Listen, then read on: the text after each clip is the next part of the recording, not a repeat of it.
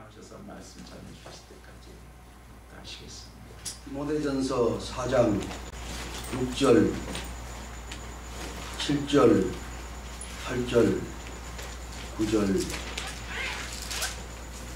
10절, 11절까지 신약성경 340페이지입니다. 디모데전서 4장 6절로부터 11절까지 찾았으면 우리가 함께 한 목소리로 천천히 봉독하겠습니다.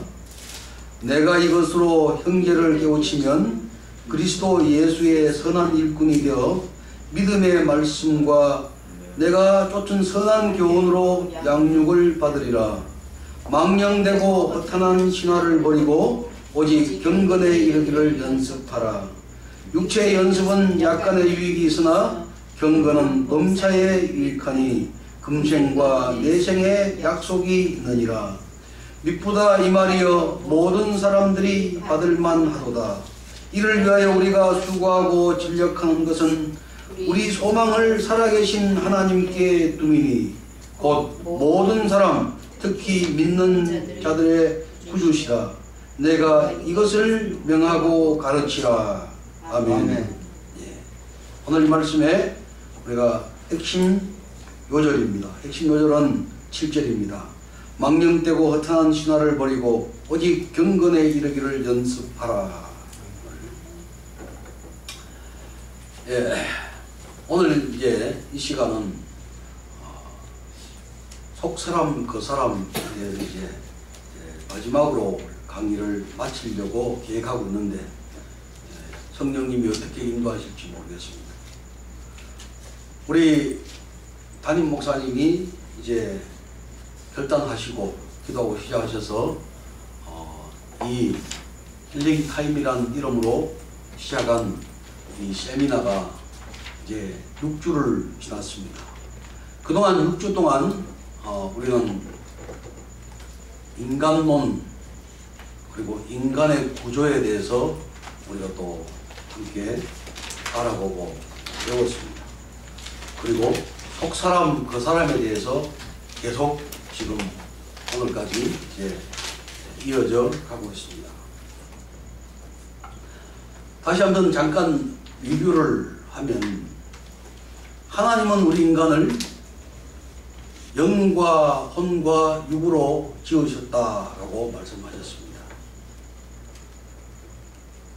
우리가 너무나 잘 알거니와 우리가 지금 미국에서는 없어서 안 될 생활 필수품이 된 자동차, 이렇게 지금 더우니까 에어컨디셔너라고 틀어놓으면 시원하죠.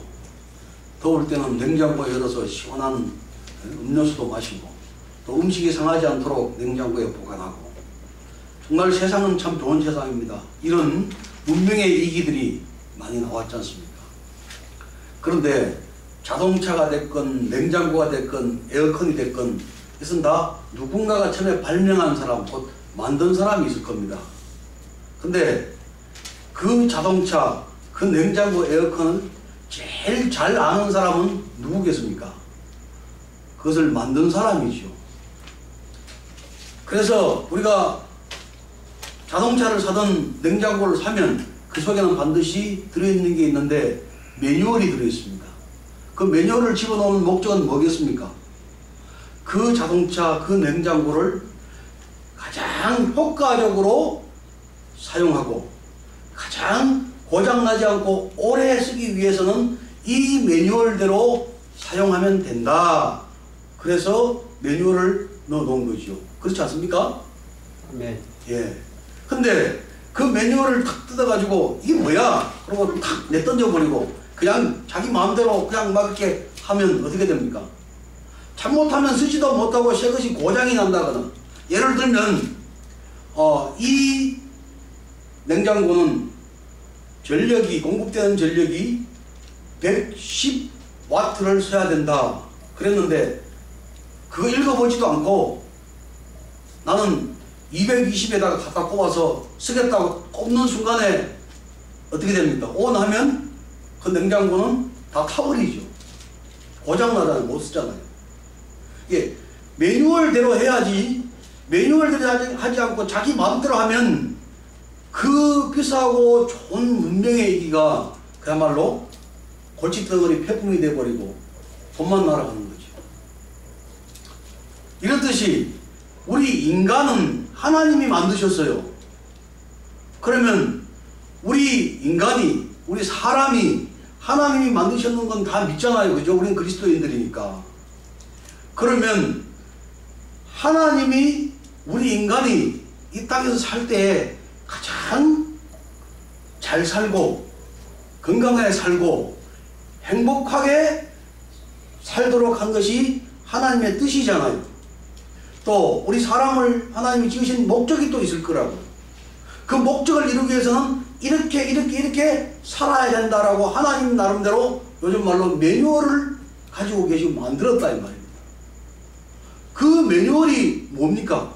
바로 이 성경이 우리가 어떻게 살아야 가장 효과적이고 행복하게 건강하게 하나님이 우리 인간을 만드신 목적대로 살 수 있을 것이다. 그리고 이 땅 가운데 하나님이 정해준 그 수명대로 다 살고 나면 정말 우리가 진짜로 오랫동안 영원히 살아야 할 그곳이 있다. 거기가 어디냐? 천국이다.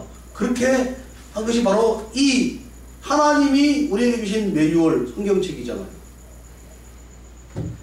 그런데 우리 인간들은 그 만드신 그분, 창조하신 그분이 창조한 목적이 있고 이렇게 살아야 된다라고 한 그 매뉴얼이 있음에도 불구하고 우리 인간들은 어떻게 했습니까? 그 매뉴얼대로 안 사는 거야. 무시해버리는 거야. 내 마음대로 사는 거예요. 그 매뉴얼을 무시하고 내 마음대로 살았기 때문에 그 결과가 어떻게 됐습니까? 고장 나는 거예요. 행복한 삶을 살 수 없는 겁니다. 그랬잖아요. 그래서 이 영성훈련, 이 세미나의 치유사역, 회복의 치유사역이라고 저는 그러는데 그 치유라는 게 단지 내가 배가 아프다, 이 배 아픈 건 낫게 하는 것만이 치유라는 게 아니라는 거죠. 고장 났을 때 그 부분만 고치는 것이 아니라 원래 어디서부터 잘못됐는가를 찾아서 잘못된 부분을 원래대로 돌려놓으면 그 모든 기기는 정상적으로 돌아가잖아요. 하나님이 창조하신 지으신 우리 인간이 하나님이 만들어놓은 매뉴얼대로 살지 않고 지 맘대로 살았기 때문에 고장나고 부서지고, 고장나고 부서졌다는 말이 뭡니까? 병들고 하나님 정해준 수명까지 살지도 못하고 서로 싸우고 아웅다웅하고 행복은 그냥 불행하게 살잖아요. 그래서 이 세미나를 시작하게 된 겁니다. 그래서 우리가 어디에서 잘못됐고 어디가 문제가 있는가 그걸 먼저 알아야 되잖아요. 잘못된 부분이 어디고 어디가 문제가 있는 걸 알아야 그 다음에 고치고 개선시킬 거 아닙니까?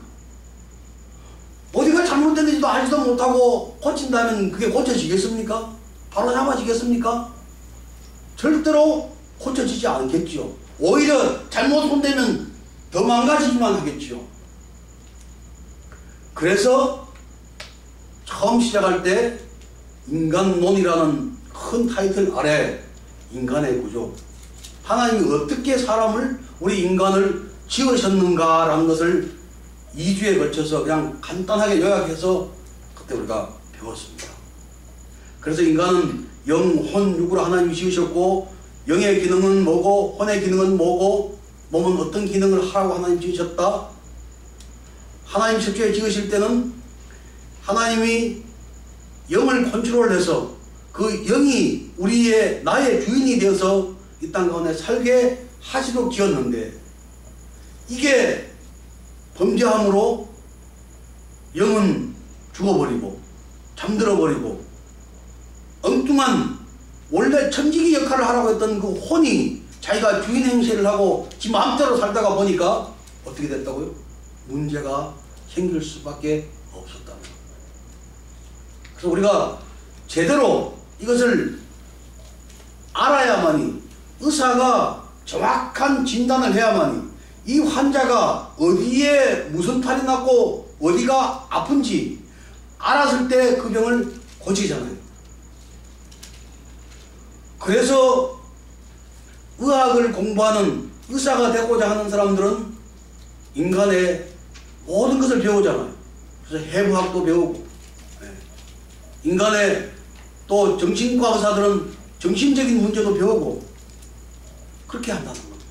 그래서 우리는 내 영을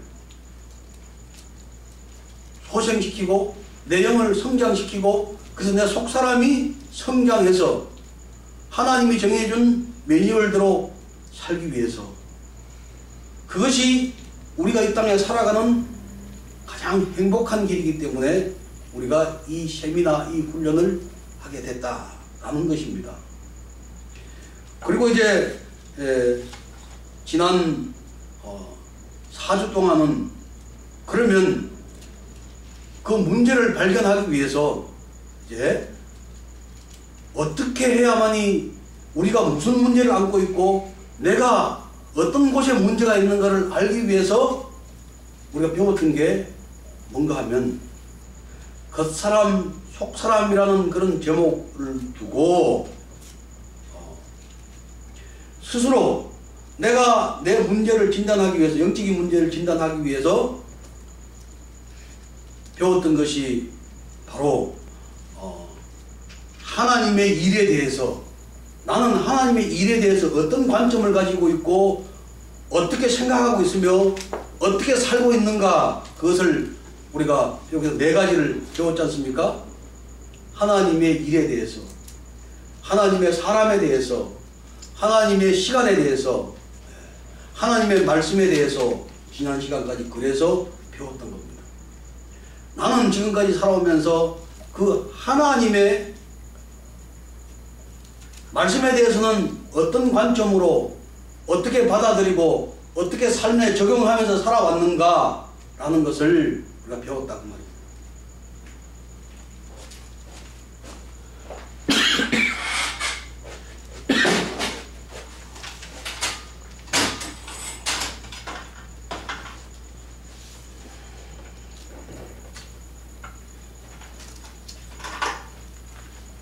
그래서 제가 이제 쉽게 이해를 돕기 위해서 그렸던 게 이런 표를 그렸죠.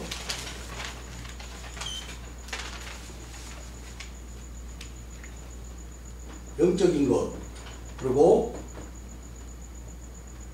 육적인 것, 그 다음에 종교적 영역, 그 다음에 일상적 영역. 우리는 인생을 산다는 것이, 삶을 산다는 것이 하루를 사는 것도 그리고 일주일을 사는 것도 그리고 우리가 1년을 사는 것도 일평생을 사는 것도 보면 다 어떻게 사는가, 어떤 사람은 영적인 삶을 사는가 하면 어떤 사람은 육적인 삶을 산다. 그렇지 않습니까? 그런 사람도 있잖아요. 또 그 영역 면에서는 어떤 사람은 종교적 영역에서만 사는 사람도 있다. 쉽게 얘기해서 바로 목사는 종교적 영역에서 살도록 그렇게 되어 있지요. 물론 오늘날 하도 목사가 남발되는 바람에 목사지만 이 종교적 영역에서 올인하지 못하고 일상적인 영역을 더 많이 사는 사람도 많이 있지만, 그리고 대부분은 우리가 일상적인 영역에서 산다고 그랬잖아요. 그러면 24시간을 놓고 보고, 어떤 한 사람을 24시간을 놓고 보고, 목사를 24시간 놓고 본다면 목사는 24시간 중에서 종교적 영역에서 사는 시간이 더 많을 거고, 일상적인 영역에서 사는 시간은 더 적을 거다. 그렇게 얘기했지 않습니까? 그래서 우리는 산다는 것이 일상적인 영역에서 살건 종교적 영역에서 살건 둘 중에 하나는 산다는 거죠. 근데 종교적 영역에서 살든 일상적인 영역에서 살든 간에 영적으로 사는 사람이 있고 육적으로 사는 사람이 분명히 있다. 그래서 우리가 배우는 속사람, 그 속사람이란 말은 이 일상적인 영역 가운데서도 영적으로 사는 사람, 종교적인 영역에 있으면서도 영적으로 사는 사람을 우리는 속사람이 성장된 영적으로 사는 삶이다 그랬습니다. 이건 그 영역별로 제가 번호를 붙였죠. 1, 2, 3. 그래서 우리는 어떤 삶을 살아야 되냐를 정리하면 종교적 영역에서 영적인 삶을 살든가 일상적인 영역에서 영적인 삶을 살든가 이쪽에서 살아야 하는 것이 하나님의 뜻이다. 하나님이 정해놓은 매뉴얼이다. 그 말입니다. 그런데 우리가 그리스도인이라고 하면서 세상 사람 불신자는 말할 것도 없고 그리스도인이라고 하면서도 여기에 있으면서도 이렇게 사는 사람, 여기에 있으면서 이렇게 사는 사람이 사실상 어찌 보면 많다. 그래서 이쪽 영역에 3번, 2번 이쪽 영역에 있는 사람은 아직까지 그 사람으로 살아간다. 그렇게 얘기할 수 있다고 말했습니다. 자, 그러면 오늘은 이제 이어서 세 번째 이 자가진단. 나의 삶이 지금 어디에 있는가? 나는 과연 영적인 일상적인 영역 속에 있지만 영적인 삶을 사는가? 종교적인 영역에 있지만 영적인 삶을 사는가? 그렇지 않는가? 그것을 거듭 말씀드리지만 하나님의 일에 대해서, 하나님의 시간에 대해서, 하나님의 사람에 대해서, 하나님의 말씀에 대해서 네 가지를 우리가 놓고 지난주, 그 지난주 해서 우리가 같이 배웠습니다. 근데 제가 그때 예를 들어서 고스톱 치는 것이 말하자면 화토 치는 것이 그게 영적이냐 육적이냐 그게 좋은 거냐 나쁜 거냐 어떻게 생각하냐 이렇게 묻기도 하고 재밌게 하기 위해서 그랬지만 결국 그 얘기는 무슨 얘기냐면 내가 일상적인 곳에 영적인 삶을 살고 있으나 종교적인 살고 있으면 어차피 이제 오늘 강의할 때도 그런 것들이 나옵니다만은 어차피 이 영역 속에 산다면 그것은 재미도 없을 뿐더러 하고 싶은 마음도 안 생깁니다. 그게 정답이에요. 나는 안 하지만 우리 신 목사님 딴 사람 하는 건 내가 말리지를 않는다. 또 그 정도면 크리스천이면 그 정도면 게임이고 신교를 위해서 괜찮다. 그거 다 틀렸다. 잘못됐다.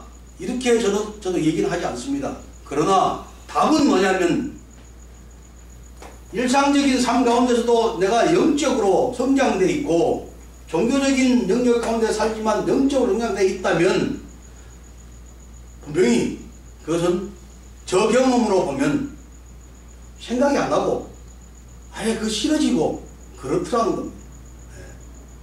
그게 정답이라면 정답입니다.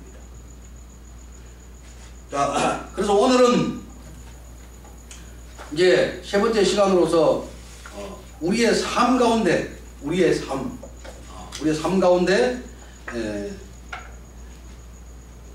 내 삶의 중심이 어디에 있는가? 내 삶의 중심이 어디에 있는가? 하나님은 외모를 보지 않고 중심을 보신다. 그런 말씀도 있잖아요. 근데 지금 제가 이야기하고자 하는 그 얘기는 그 중심일 수도 있지만 이 추가 추가 한쪽 영역은 하나님 중심, 한쪽 영역은 이제 세상 중심이라면 이 추가 어디로 가는가? 이 추가 어디로 가는가? 그것을 하나님 중심인가? 세상 중심인가? 하나님 중심인가? 나 중심인가? 그것을 얘기하고자 한다 그 말입니다.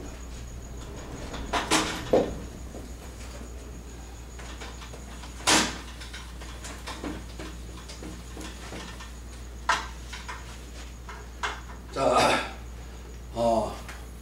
나의 삶이, 우리의 삶이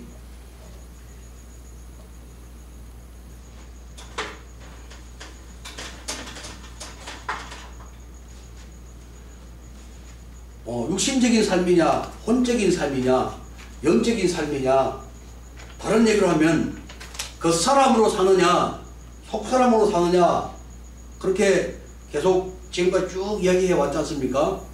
오늘은 그 삶이, 삶의 중심이 어디에 있느냐, 어디에 있느냐.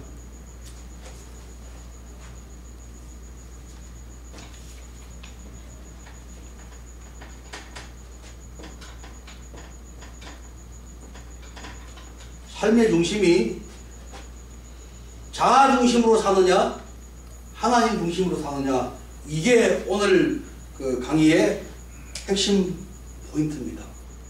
다른 말로는 나의 삶의 중심이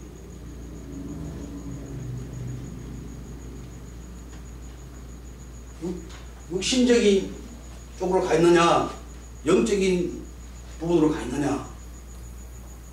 누구든지 어느 한쪽에 그 삶 전체를 볼 때도 어느 한쪽에 가 있을 수도 있지만 그 삶 전체에서 부분적으로 보더라도 어떤 경우에는 여기가 있고 어떤 경우에는 여기가 있을 수도 있습니다.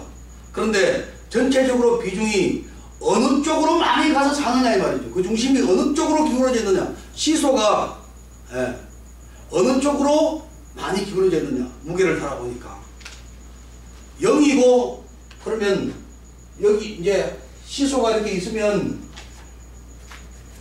어느 한쪽이 제로고 어느 한쪽이 100이면 그건 더 말할 필요가 없잖아요. 그냥 100으로 당기겠는데. 근데 이 어느 한쪽이 49일 수도 있고 51일 수도 있습니다. 그죠? 그러면 조금이라도 많은 쪽으로 이쪽으로 51 쪽으로 무게의 중심이 갔기 때문에 기울어지지 않겠습니까? 조금이라도. 네. 그래서 점점 무게중심이 어느 쪽으로 기울어가고 있는가? 나는 지금 무게중심이 어느 쪽에 와 있는가? 오늘 그 얘기를 하려고 하는 겁니다. 첫째, 자, 그 다음에 이제 육신 중심으로 사는 삶 이렇습니다. 육신 중심으로 사는 삶은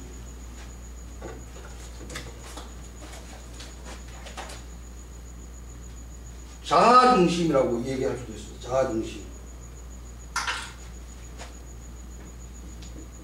두 번째로는 물질 중심입니다. 그 속에 다 들어있는 거죠. 그 다음에 영적으로 산다는 이건 완전히 하나님 중심으로 사는 거예요.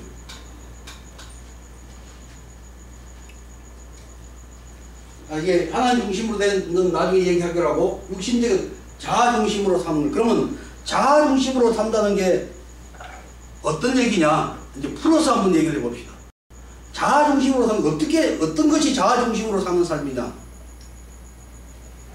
예를 들어서 몇 가지를 얘기하면 자아 중심으로 산다는 것은 자아라는 게 곧 뭐죠? 전에 그 인간공학 때 얘기했잖아요.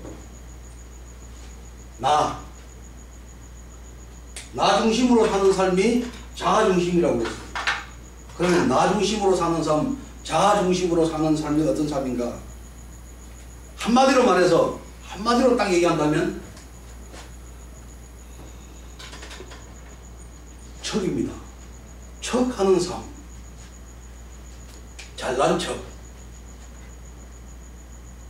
유식한 척, 정직한 척. 그리스도인들에게는 특히 나타나는 게 뭐냐면 거룩한 척,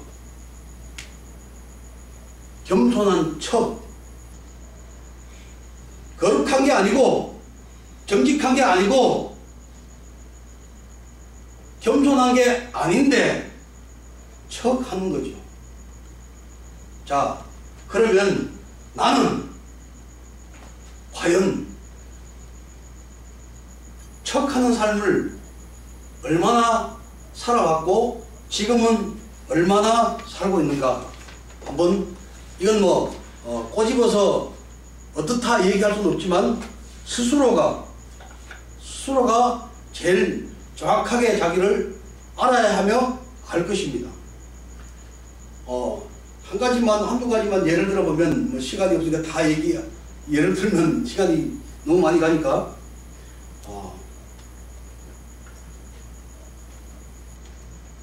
장사를 하는데 이거 팔면 정말 하나도 안 남아요.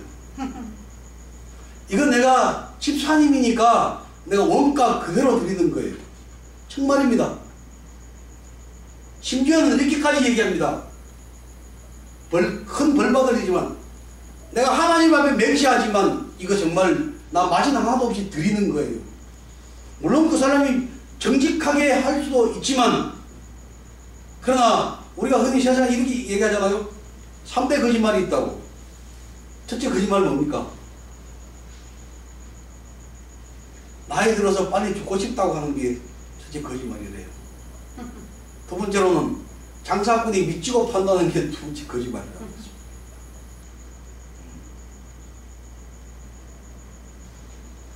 그러니까 정직한 척, 또 거룩한 척, 이거는 우리가 성경에도 많이 나오지만 뭐겠습니까? 바리새인의 기도가 거룩한 척 아니겠습니까? 저 집사님 기도를 하루에 3시간씩 한대. 근데 정말 그렇게 하는 것 얘기하는 거 아닙니다. 근데 누군가에 의해서 그렇게 왜곡되고 전해졌다면 그것은 척하는 거죠. 그리고 겸손한 척. 이게 바로 나 중심으로 사는 삶입니다. 두 번째로는 물질 중심으로 사는 삶이라고 그랬습니다. 마몬 중심으로, 물질 중심으로 사는 삶입니다.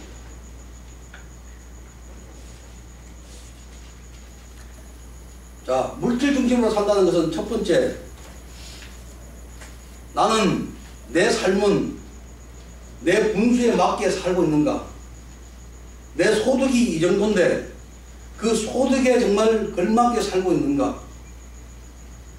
내 소득보다도 훨씬 더 씀씀이가 베푸지는 않는가? 또는 나이에 걸맞게 내가 지금 살고 있는가? 특히 여자분들 보면 사람이 이뻐지고자 하는 욕망이 있으니까 그렇다고 이해는 다 하지만 돈 들여서 성형수술 하잖아요. 쌍꺼풀 수술하고 코 세우고 요즘은 지방 흡입 수술까지 해가지고 그리고 또 더 젊게 보이려고 보톡스를 맞아서 얼굴에 주름살이 없어지고 그렇게 하지 않습니까? 여기 영화배우나 탤런트들, 한국의 영화배우 탤런트들 보면 거의 다 그렇게 했다고 그러더라고요. 그래서 그런가 몰라도 정말 보톡스 맞아가지고 얼굴 주름은 펴졌을지 모르지만 참 보면 안타깝고 흉하잖아요.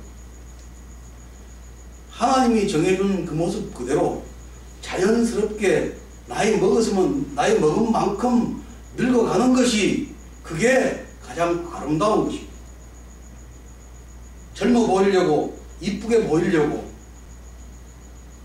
그것은 나 중심으로 살고, 그것은 세상 중심으로 사는 사람.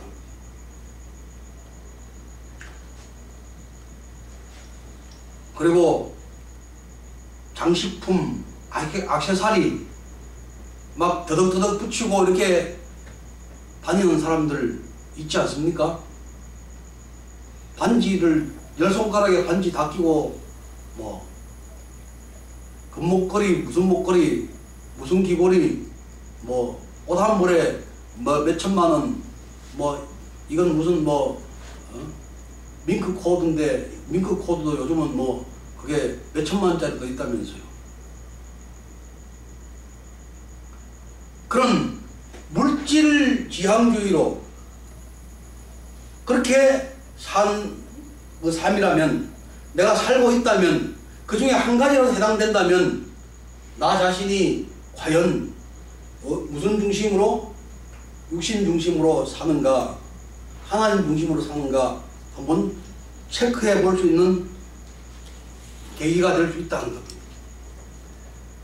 그 다음에 물질 중심의 삶, 만몬 중심의 삶 중에서 가난한 사람을 보면 내가 정말 책임감을 느끼고 내가 정말 베풀고자 하는 그런 마음으로 실제로 베풀고 있는가, 그런 부분도 내가 그걸 못한다면 나는 물질에 매여서 사는 것입니다. 이거 다 사단이, 만몬이라는 사단이 전부 다 하는 건데요. 사단이 가장 표면적으로 속이는 것이 뭐냐면 유행이라는 거예요. 유행에 뒤떨어진다, 유행에 안 맞다. 집에 옷이 얼마든지 여름에 입을 옷, 겨울에 입을 옷 다 있어요. 있는데 보면 이건 유행이 지나가서 철 지나간 옷이야. 그러고 새 옷을 사잖아요. 뭐 물론 옷 유행에 따라 가지고 옷 한 벌 해 입었다고 해서 그분이 육신적으로 사는 사람이라고 단정지어서 매도하기는 어렵지만, 그렇게 단정지어서 말할 수는 없지만, 지금 제가 이렇게 말씀드리는 것은 여러 가지 지금 얘기를 하는 겁니다. 그런 부분도 스스로를 한번 체크해 볼 필요가 있다는 거죠. 내가 과연 무슨 중심으로 사는가 할 때 이런 부분도 한번 체크해 볼 필요가 있다는 거죠. 그 외에도 뭐 많이 있습니다. 물질 중심이라면 승용차, 자동차를 타는데 내가 정말 이게 꼭 필요해서 내 수준에 맞게 사는가? 좀 좋은 차를 타고 다녀야 그래도 사람들이 볼 때 나를 얕잡아 보지 않지. 뭐 그런 생각으로 내 필요성보다는 남을 보여주기 위해서 그렇게 했다면 그것도 물질 중심의 삶을 살고 있는 사람이라고 할 수가 있는 겁니다. 집도 마찬가지고 집에 있는 가구도 마찬가지고 그렇습니다. 그리고 세 번째, 사람 중심으로 산다는 것은 사람의 시선을 의식하는 거죠. 특히 대인관계 가운데 내가 어떤 사람의 비위를 맞추기 위해서 애쓰고 있는 그런 부분은 없는지, 직장의 상사한테 내가 정당히 내가 해야 될 일을 하고 내가 상사니까 보고해야 될 보고를 하고 그런 것을 얘기하는 것이 아니라, 이 말을 하면 상사가 들었을 때 기분 좋아할 것이다 라고 해서 미사오구를 섞어서 좀 아첨기가 있게 아부하는 아부성 발언을 한다. 교회 안에서도 마찬가지죠. 담임 목사님한테 좀 내가 잘 보이기 위해서 은혜를 안 받았는데, 설교할 때 은혜 못 받았는데 아이고 은혜 받았습니다. 그게 어떻게 보면 뭐 칭찬해서 좋은 말이다 할 수 있습니다. 그래서 그렇게 했다면 좋죠. 괜찮습니다. 그런데 그게 어떤 내가 좀 잘 보이기 위해서, 아부하기 위해서 그렇게 했다면 그것은 똑같이 그렇게 했다더라도 정말 내가 은혜 받았다 칭찬하면 더 설교가, 다음 주 설교가 더 좋아지잖아요. 그런 측면에서 하는 것이 아니라 내가 좀 잘 보이려고 인정받기 위해서 그렇게 했다면 그것도 사람 관계 가운데 아부하는 거죠. 그리고 특히 이런 사람들이 있습니다. 교회 안에서 실제로 있던 일이에요. 어떤 집사님이 평소에 그 담임 목사님하고 관계가 좋을 때는 괜찮은데 담임 목사님이 뭔가 자기한테 좀 소홀히 대하고 그전에는 자기한테 관심이 많았는데 요즘은 나한테 관심이 좀 떨어진 것 같고 그럴 때는 기분이 언짢단 말입니다. 그러면 이제 그전에도 그런 일이 있었고 지금도 그런 일이 있습니다. 무슨 얘기냐면 새로 이제 새 신자가 들어왔는데 목사님은 그전이나 지금이나 똑같이 새 신자를 대하고 있고 새 신자에게 새 신자 교육도 하고 그렇게 하는데 그걸 바라보는 어떤 집사님이 그게 자기가 목사님한테 좀 언짢다 싶으면은 뭐라고 얘기하냐면 딴 사람한테, 딴 교인한테 아니 우리 목사님은 새 신자가 왔는데도 불구하고 어떻게 그렇게 새 신자한테 그렇게 소홀히 대할 수 있어. 내가 보니까 전문부도 보니까 내가 쭉 그렇게 봐왔는데 사실은 내가 말 안 하고 있었는데 정말 내가 말 안 하고 참다 보니까 지금 너무하잖아. 이런 식으로 슬쩍 분위기를 이렇게 아닌 것처럼 하면서 그렇게 자기 목사님을 이렇게 매도하는 거죠. 그러니까 아닌 것처럼 하면서 자기의 욕심을 채우는 거죠. 자기의 목적을 달성하려고 하는 거죠. 그게 바로 이 사람 관계 가운데 또 사람 시선을 의식해서 바리새인처럼 행동하는 이런 부분들이 나에게 있는가? 정말 기도를 하고 정말 교회 와서 봉사하는데 내가 정말 하나님의 은혜에 감사해서 내가 봉사하는 것하고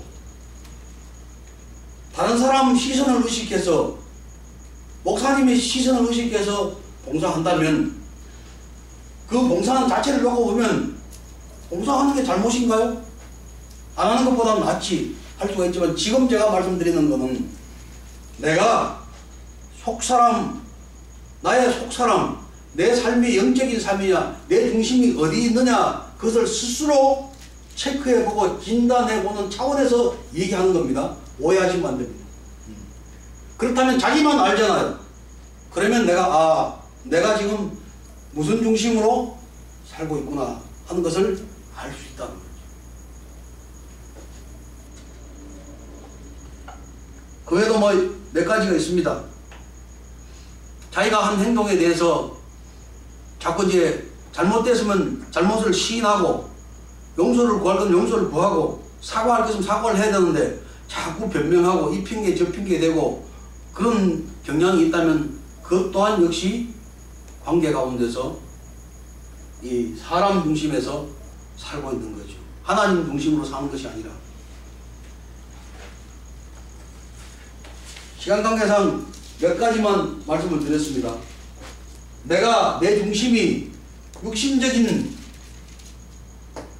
삶을 살고 있는가 그 중심을 바라봤을 때 내가 내 중심, 나 중심으로 사는가 물질 중심으로 사는가 사람을 의식해서 사람의 시선을 의식해서 사람 중심으로 사는가 이것들을 내가 스스로를 체크해보면 내 영적인 수준이 어디에 있는가를 아실 수 있을 거랍니다. 반대로 이제 하나님 중심의 삶을 산다. 영적인 사람은 속사람은 하나님 중심 삶을 사는데 하나님 중심으로 사는 사람은 감사가 있습니다. 감사가 있습니다. 두 번째로 순종이 있습니다. 하나님 중심으로 사는 사람은 순종이 있습니다. 그리고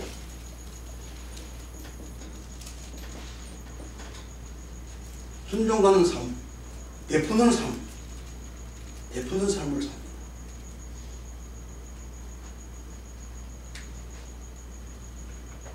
하나님 중심으로 사는 삶은 감사가 있고 순종이 있고 베품이 있습니다. 그리고 더 얘기한다면 섬김도 있고요. 성경 걸 달리 얘기한다면 갈라디아에서 나오는 성령의 열매를 맺는 삶이 하나님 중심 삶이라고 얘기해도 틀린 말이 아니죠. 같은 말이죠. 이걸 좀 더 구체적으로 몇 가지만 예를 들어서 말씀을 드리면, 나의 모든 소유가, 내가 지금 가지고 있는 모든 소유가 사실은 하나님으로부터 온 것이고 내 것이 아니고 하나님 거라는 그런 인식. 이것은 내 자녀, 내 남편, 내 아내, 내 건강, 내 물질, 내 명예, 이 모든 것이 다 하나님으로부터 온 것이라는 그런 마음, 그걸 인정하는 그런 마음으로 내가 지금 살고 있다. 그래서 정말 감사하다. 그런다면 나는 지금 그 추가 하나님 중심으로 기울어져 있다 이 말입니다. 그만큼 정말 내가 내 모든 것이 내 소유가 아니라 하나님 거야. 정말 하나님 거야. 그거는 정말 내가 하나님 거야라고 고백했지만 정말 그게 하나님 건지 그라고 내가 그렇게 큰 삶을 살고 있는지는 자신이 더 잘 알죠. 한번 시험해 보면 압니다.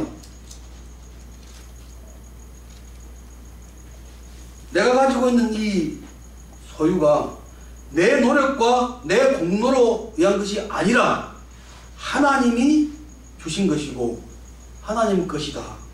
그런데 하나님으로부터 받은 선물이야 라는 생각을 하고 사는가. 건강, 자녀, 물질, 명예, 부, 모든 것이 그렇습니다. 비즈니스를 하더라도 지금 내가 비즈니스를 하는데 하나님이 사장이야. 하나님이 사장님이고 나는 거기에 동업자라고. 그런 정말 인식, 그런 인식으로 내가 살고 있는가? 그런 인식으로 비즈니스를 하고 있는가? 내가 가지고 있는 것들 중에서 딴 사람이 필요로 하는 사람이 있을 때 내가 서슴없이 그것을 베풀 수 있는가? 내가 베풀고 사는가? 내가 주고 사는가? 내가 나누고 사는가? 자기의 삶을 돌아보세요.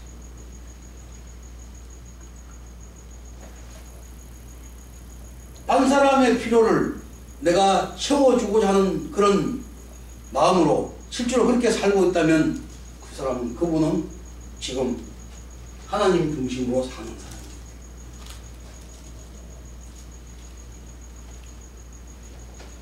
그 물품은 뭐 많겠죠. 근데 실제로 집에 이사를 한다고, 집안 정리하고 청소한다고 그렇게 한번 집안을 한번 뒤져보면 벌써 특히 집안에 굴러다니는 것들 보면 시계도 있고요. 아마 제일 많이 굴러다니는 게 손목시계나 뭐 벽시계나 그럴 거예요. 책이나 넥타이, 뭐 그릇, 찻잔, 옷 이런 것들이 1년 동안 한 번도 안 입은 옷이라면 그건 나한테 사실 없어도 되는 거예요. 그죠? 1년 동안 내가 한 번도 안 입은 옷이 있다면 그건 아마 내한테 없어도 괜찮을 옷이 대부분일 거예요. 근데 아깝기 때문에 이게 포장을 하죠. 나는 물건을 함부로 안 버려. 나는 이렇게 아끼는 사람이야 라고 포장하면서 안 버리는 거죠. 버리라는 게 아니고 필요한 사람 주면 되잖아요. 필요한 걸 버리라는 게 아니라 이거는 우리 딸 시집 갈 때 주려고 한 거야 하고 참 그런 이쁜 그릇들 잔뜩 쌓아놓고 있잖아요. 그거 시집 갈 때 안 줘도 딸 잘 살거든요. 네. 신부님 왜 웃으세요? 너무나 지당한 말씀을 하셔가지고. 네. 그 내 물건이 그러고 있습니다. 과연 그렇다면 내가 누구 중심으로 하나님 중심으로 살고 있는가를 스스로 한번 진단해 볼 필요가 있는 거예요. 그 다음 이런 게 있습니다. 습관적이나 중독성 있는 것들을 하고 있는 거 있습니까? 예를 들면 뭐 담배, 술 이건 말할 것도 없고 뭐 이 중에 담배, 술은 제외해도 되겠죠. 근데 기호품이라는 이름으로 커피, 콜라, 책, 이 커피 내가 습관적으로 또는 중독성이 있다고 할 정도로 집착하고 있는 게 있으면 안 된다는 거죠. 노라는 거. 텔레비에 하여튼 어떤 사람은 지금 제가 안 믿는 사람 얘기하는 거 아닙니다. 딱 퇴근해가지고 딱 오면 제일 먼저 찾는 게 뭐겠습니까? 리모컨. 아, 아가씨 리모컨이에요. 리모컨. 텔레비 틀어야 돼. 딱 아침에 딱 자고 일어나면 제일 먼저 찾는 거 리모컨이요. 근데 뉴스는 보고 살아야 되잖아 라고 포장하죠. 세상이 어떻게 돌아가는 건 알아야지 그러면서. 근데 그거 텔레비 없어도 괜찮다는 생각이 드는지 안 드는지 한번 스스로 한번 생각해 보십시오. 그 외에도 여러 가지가 있습니다. 뭐 좋아하는 음악도 있을 것이고 취미생활 한다고 인터넷 하는 것도 있을 것이고 어디 중심이냐 이런 것들을 내 스스로 체크하는데 제가 지금 필요하다고 얘기하는 겁니다. 한마디로 말해서 내가 어떤 일을 하고 있는 이 일이 과연 하나님이 기뻐하실 일일까? 하나님이 기뻐하지 않을 일일까? 라고 한번 생각해보고 한다면 분명히 답은 나올 겁니다. 내가 과연 무슨 중심으로 살고 있는가? 그러니까 하나님 중심으로 살고 있는가 내가? 아니면 자아 중심으로 살고 있는가? 물질 중심으로 살고 있는가? 아니면 사람 중심으로 살고 있는가? 이렇게 스스로 체크해보고 진단해보면 내 속사람은 과연 어디까지 성장되어 있으며 내 삶은 일상적인 영역이든 종교적인 영역이든 그 영역에서 영적으로 가 있는가, 그 추가 육신적으로 가 있는가 라는 것을 알 수 있다는 겁니다.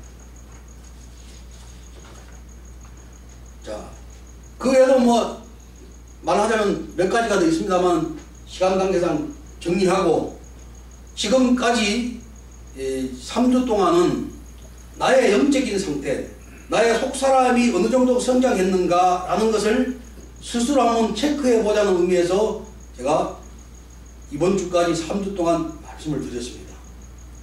이러한 것들을 이제 잘 메모하시고 사실 여기서 와서 강의를 들었을 때 고개 끄덕끄덕하고 옳은 말이야, 맞는 말이야, 또는 오늘 목사님 은혜 받았습니다 라고 끝난다면 그것은 아무 소용이 없는 겁니다. 그것을 내 삶 가운데 적용을 하고 스스로 체크하고 진단해가지고 내가 문제가 어디 있는가, 아까 처음에 얘기했지 않습니까? 문제 부분을 찾아서, 고장난 부분을 찾아서 잘못된 부분이 발견되면 즉시 돌아오는 것, 그거를 성경에서는 뭐라고 그럽니까? 회개라고 그러죠. 회개했다 그러면서도 돌아오지 않았다면 그것은 회개가 아니고 후회한 걸로 끝나는 거죠. 그러니까 여기서 강의를 듣고 그것이 맞는 말이야, 그렇네 라고 했다면 내 문제를 찾았으면 고쳐야 됩니다. 돌아와야 됩니다. 그게 또 다른 말로 하면 뭐냐면 영성 훈련이죠. 그래서 오늘 우리가 읽었던 본문 말씀 중에 경건은 뭐로 된다고요? 오로지 연습으로만 됩니다. 여기서 앉아가지고 강의 잘 들었다 하고 한 번도 안 빠지고 계속 여기 와서 강의 1시간 듣고 기도 뭐 30분 하고 끝! 집에 가서 아무것도 안 한다. 다음 수요일에 또 왔다. 그러면 내가 바뀌겠습니까? 절대로. 이것은 성경에도 그래요. 너 안 바뀐다고. 단지 경건은 곧 거룩하다는 얘기가 같은 말이죠. 거룩하다는 것은 곧 영적이라는 것 같은 말이죠.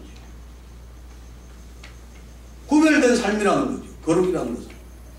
그러기 위해서는 경건은 연습입니다.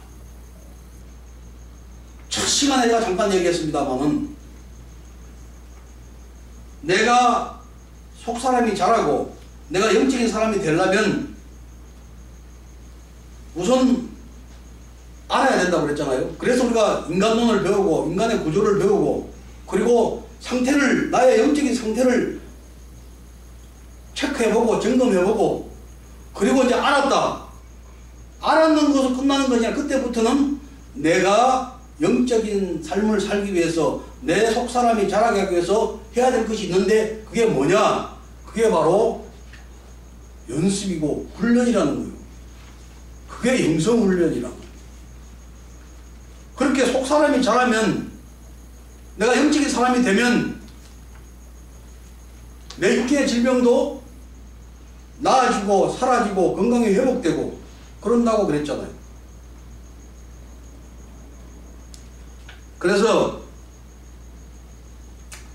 로마서 우리가 너무나 잘 아는 성경 구절 8장 6절 7절에 보면 육신의 생각은 사망이요 영의 생각은 생명과 평안이니라. 육신의 생각은 하나님과 원수가 되나니 이는 하나님의 법에 굴복하지 아니할 뿐 아니라 할 수도 없습니다. 그래서 내가 아무리 그걸 이제 이론적으로 알고 학문적으로 알고 내가 들었다 할지라도 그것이 박혀지지 않는다는 거죠. 훈련을 해야 됩니다.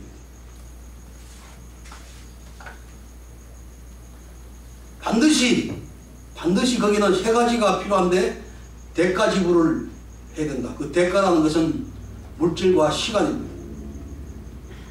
물질과 시간이 들어가야지 됩니다.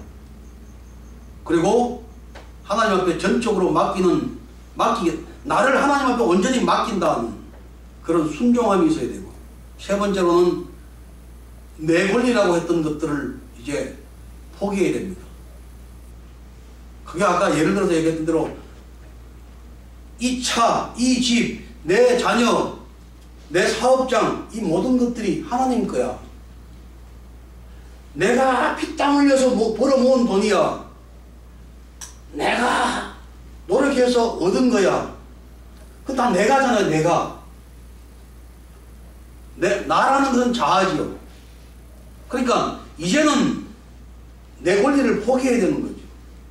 이 세 가지 내가 영성훈련을 경건을 연습하기 위해서는 영성훈련을 해서 내 속사람이 자라고 내가 영적인 삶을 살고 하나님이 보실 때에 그리스도의 장사한 분량이라고 인정해 줄 때까지 내가 되려면 연습을 해야 됩니다. 훈련을 해야 됩니다. 그러려면 내가 그냥 가만히 앉아야 되는 것이 아니라 물질을, 시간을 들여야 된다는 거죠. 그게 대가지불입니다. 그리고 순종해야 되는 거죠. 교회 와서 목사님이 말씀하시면 목사님 말씀에 순종해야 되고, 성경에 내가 오늘 묵상하다 보니까 하나님 나한테 이런 말씀 하셨다. 그러면 그 묵상한 말씀을 내가 순종을 해야 되고, 하나님께 전적으로 의탁하고 순종하는, 그리고 내 권리라고 생각했던 것들을 다 포기하는 그런 삶이 되어야 해요. 그래서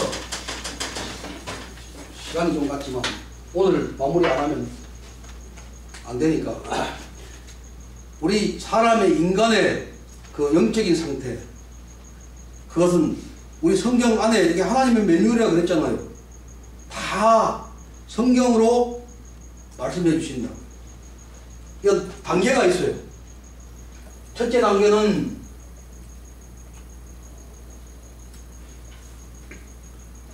애굽입니다. 그 다음 단계는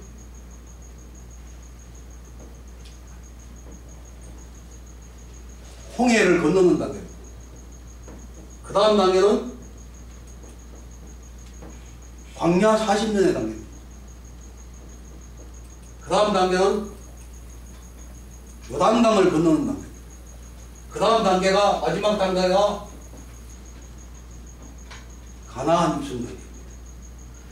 이런 어떤 경우에는 뭐 건너뛰고 넘어간다, 그렇게 속성과를 졸업하면 건너뛰고 간다, 그렇게 생각할지 모르겠지만 아닙니다.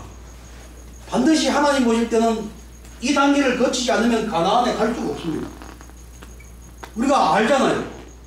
이 애굽이라는 것은 세상입니다. 세상. 죄악된 세상. 사람이 왕노릇하는 세상. 여기에 사는 사람들은 다 누구라고요? 세상에 속한 사람, 불신자들이죠. 불신자. 그래서 이 홍해를 건넜다는 것은 구원을 얻었다는 거죠. 이거를 여기에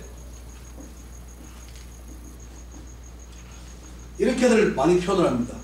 물세례. 세례는 죄 씻음을 받는 거잖아요. 죽었다가 다시 살아나는 거죠. 그래서 이 홍해를 건너는 단계가 있어야 됩니다. 그래서 이스라엘 백성이 죄악된 세상 애굽에서 살다가 하나님이 모세를 통해서 구원했을 때 홍해를 건넜잖아요.